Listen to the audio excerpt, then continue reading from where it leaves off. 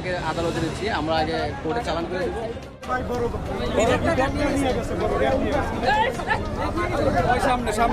Hello বন্ধুরা, কেমন আছেন সবাই? আশা করি সবাই ভালো আছেন। আজকে আমি আপনাদের সামনে এমন একটি চাঞ্চল্যকর খবর নিয়ে হাজির হয়েছি, যেটা নিয়ে এই মুহূর্তে পুরো সোশ্যাল মিডিয়া একেবারে তোলপাড়। বিশেষ করে যারা ইউটিউব ফলো করেন তারা হয়তো ইতিমধ্যেই খবরটা শুনে ফেলেছেন। অনেকেই দাবি করছেন জনপ্রিয় ইউটিউবার রাকিব হোসেনকে নাকি চট্টগ্রাম এয়ারপোর্ট থেকে ডিবি পুলিশ গ্রেফতার করেছে। কিন্তু আসলেই কি তাই? রাকিব কি সত্যিই এখন জেলে আছেন, নাকি পুরো বিষয়টা শুধুই গুজব আর ভুল তথ্য?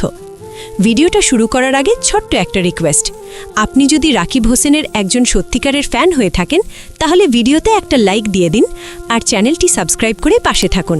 এতে করে আপনি ভবিষ্যতে এমন আপডেট সবার আগে পেয়ে যাবেন।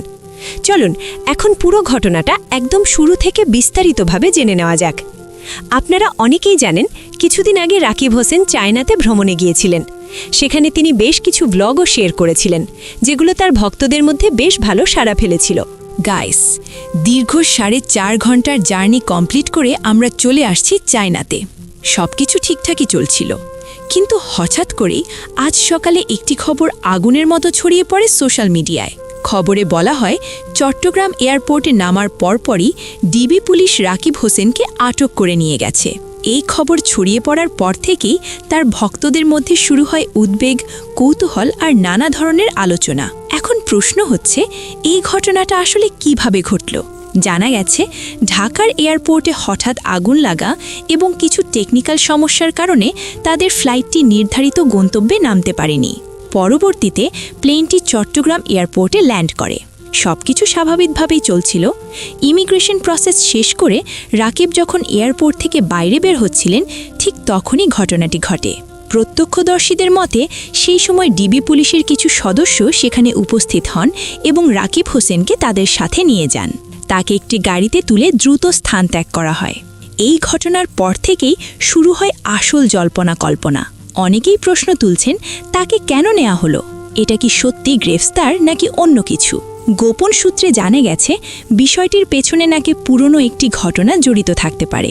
গত জুলাই মাসে যে আন্দোলন হয়েছিল, সেই সময় অনেক পরিচিত মুখ ও সেলিব্রিটিদের বিভিন্ন কারণে গ্রেফতার করা হয়েছিল।